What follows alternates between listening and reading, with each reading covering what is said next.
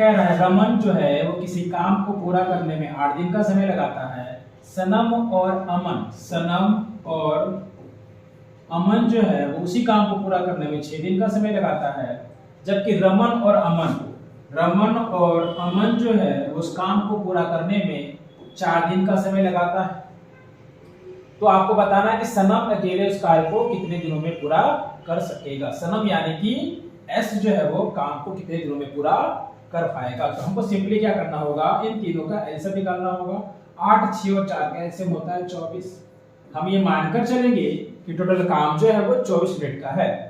अब 8 दिन में ये 24 मिनट काम करता है, तो एक दिन में कितना काम करेगा, तो 24 को 8 से भागा देंगे तो 3 काम हो जाएगा। सनम और अमन जो है वो 6 दिन में 24 काम करता है, तो एक दिन में कितना करेगा, तो ये 4 करेगा।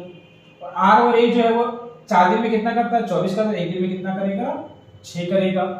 अब हमको यहाँ पर बताना ये है कि सनम अकेले काम को कितने दिनों में पूरा करेगा।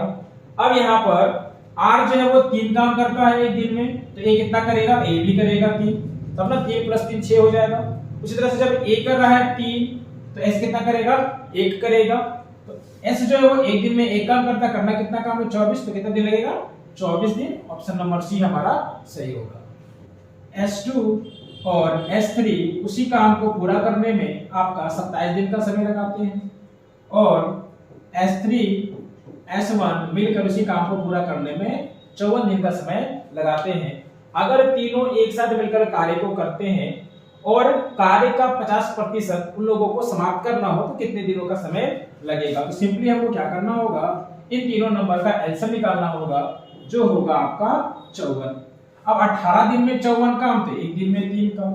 27 दिन में 54 काम, तो एक दिन में 2 काम। 54 दिन में 54 काम, तो एक दिन में 1 काम। अगर हम इन सबको जोड़ दें तो ये हो जाएगा हमारा 6, और इन सबको अगर हम जोड़ते हैं तो हमारा हो जाएगा 2 S1 + S2 + S3 हो जाएगा।